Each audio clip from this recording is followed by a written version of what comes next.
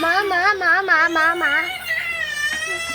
Ano ba yun, ha? Pwede ba akong lumabas? Alam mo, bata ka, bukas ka na lumabas. Alam mo ba, uso na yung mga kidnappers, lalo na yung nagbebenta ng mga bituka. Tsaka, ang ulan-ulan pa.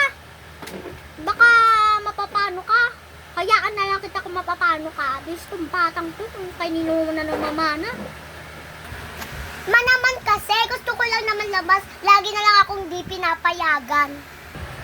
Paano hindi pinapayagan? Alam mo ba kung mapapano ka, ha? Okay lang sa akin kahit mapano ka. Gusto mo ba yun? Papunta ka din eh. Sabi ko lang din.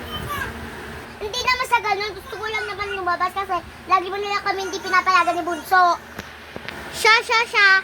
Pupunta muna ako ng palengke para may pang-ulam at saka mag-grocery ako sa Dali para may mga stock sa rep. O sige, magtutulog na lang ako na sa akin naman yung susi ng bahay. Ay, nasan kaya yung bag ko?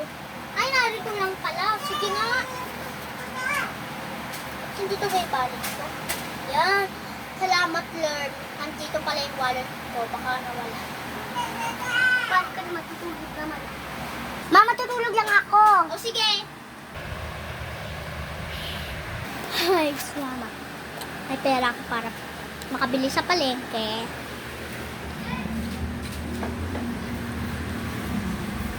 Buti na nakauwi na.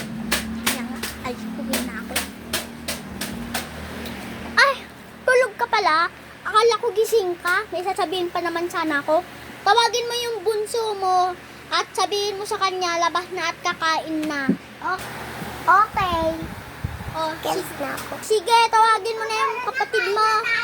Maayaw niya po pumunta. Ay, Diyos kong batang yan. Mamaya siya sa akin. Ayan na po siya, ma. Ng ulo niya. Oh, anak, tawagin mo na yun.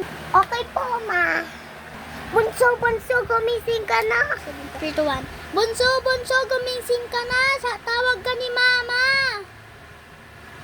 Ah, ganun ah. Ayaw mo gumising. Sasabihin kita kay mama. Maayaw pa rin gumising ni Bunso.